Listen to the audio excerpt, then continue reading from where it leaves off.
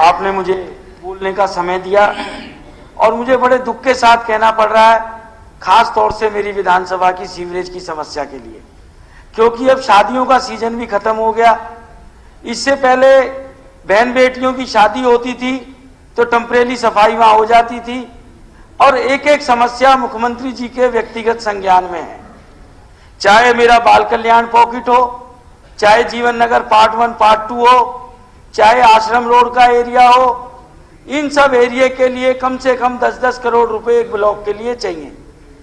और बात आती है आश्वासन समिति की, आश्वासन समिति में भी ये मुद्दे आए, वहां पर भी अफसर हाँ करके चले जाते हैं।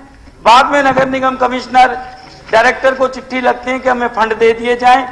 जब कर सरकार ले रही है तो वहां के लोगों की क्या गलती है?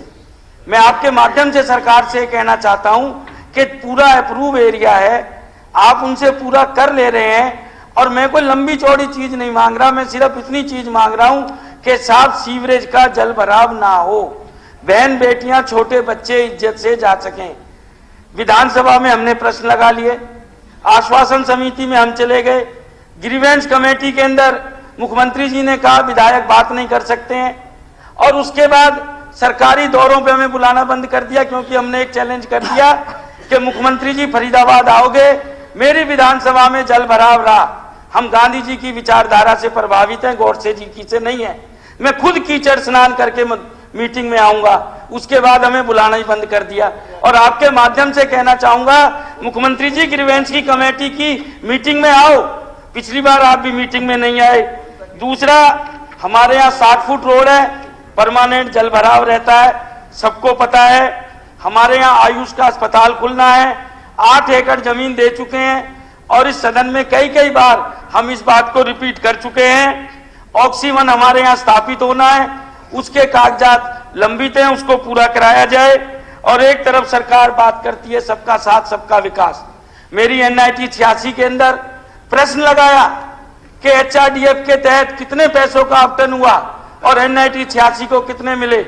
बड़े दुख के साथ कहना पड़ रहा है कि जवाब आया HRDF में 143.65 CR का खर्चा हुआ और एक फूटी कौड़ी NIT 86 के अंदर HRDF के तहत नहीं मिली। ये कहां का सबका साथ, कहां का सबका विकास। और ये हमारा महान सदन है, यहां पर हम अपनी आवाज उठाते हैं, यहां नहीं उठाएंगे कहां उठाएंगे? इस सदन में भी बहुत गलत जवाब दिए जाते हैं। आज ही मैंने प्रश्न लगाया था पेगासस सॉफ्टवेयर को लेके कि दल के अंदर कौन कौन गए, जो लोग उस कंट्री में नहीं गए उनके तो नाम लिख दिए। और मैंने कहा वो मोसाद से मिले कि नहीं मिले, सरकार चुप्पी साध गई। कम से कम इस सदन को जवाब तो सही दो। आप ना लिख दो कि हम इजराइल की खुफिया एजेंसी से नहीं मिले, या हाँ लिख दो। आप उसका कोई जवाब ही नहीं दे रहे। जब आप एक सदस्य के प्रश्न का जवाब नहीं देंगे, बाकी सदस्य कहां जाएंगे? और दूसरा, उपाध्यक्ष महोदय अभी 30 सेकंड है, घंटी ना बजाइए। मेरी विधानसभा में एक भी तहसील नहीं है।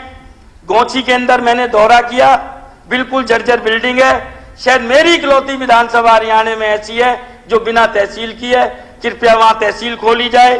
और दूसरा, करप्शन की बात इस हाउस में हो जाती है।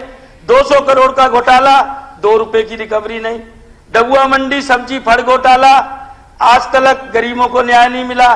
और पंचकुला का आउटसीज प्लॉट घोटाला, जिसकी मुख्यमंत्री जी ने स्वयं संतुति करी कि भाई इसकी 2-2 बार CBI से जांच होनी चाहिए।